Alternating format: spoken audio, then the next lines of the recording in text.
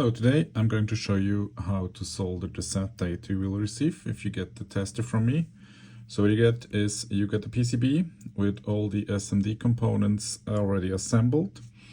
You will get all the parts that you need to finish it. So there's the ZIF socket, the dip switches, the zip socket if you want to use it, and the display.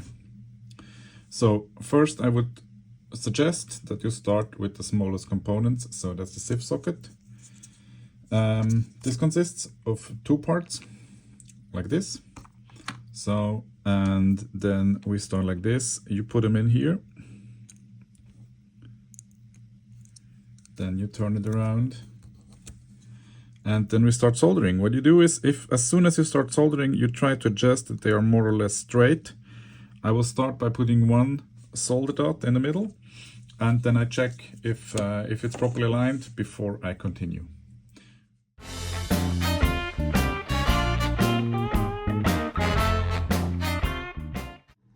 So that looks okay.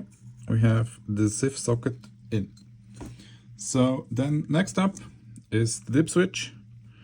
As you can see, we put it like this, that the on part is on the upper side. So then we are going for the dip switch.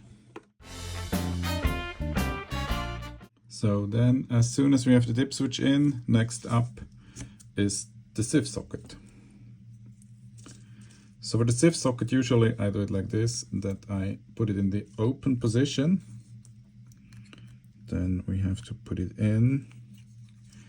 What I do next is, but you don't have to do that, that's just how I do it, is I pull out all the pins because they used to go back.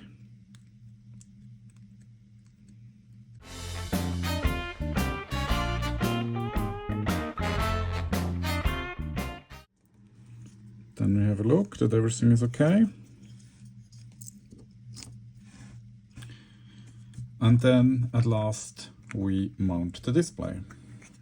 So the display for this version of the RAM tester is a little bit tricky to mount. It will come here, and you have to make sure that it doesn't touch any other components. There is enough space if you mount it really straight. There is enough space to have it like this.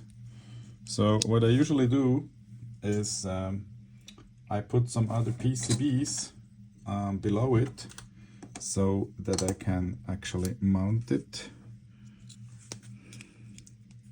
There is still protection on it, so it doesn't scratch the display. That's too high. And I just go for 1 point.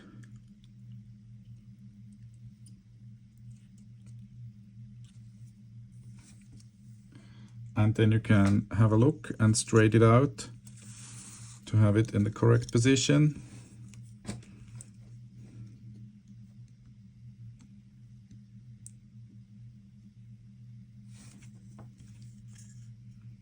That looks good. And once it's okay, then you can go on and solder the other parts. So that looks okay. What I suggest next is that you now test if everything is okay. This is an unprogrammed unit now, but we can have power. So if you add power on your unit, you should get it pre-programmed, and then you should be able to read the current firmware that's installed, for example. So I take one of the units that's already programmed, and then you should get something like this. Or if all the switches are on the off position, you should get the installed firmware instead. So as this is an unprogrammed unit, it just lights up the LED and it stays like this. So if everything is okay, you get the message, and just check that all the solder points are okay. Then next we are going to cut the contacts that are not needed anymore. So as you can see, now I have shortened the dip switch contacts and the contacts for the OLED display. So now actually this is the way it should be. Next, if you have, you should clean the contacts. Now you have still some residue of flux here. So I will clean this unit here. So once you have cleaned the unit, you get a sticker with this soft rubber that once you have completed everything, you have cleaned all the contacts, you can add this from the lower side, and then your unit will have like a nice protection. You don't scratch your desk or whatever you're using it on, and also you won't get any shorts on the contacts on the lower side.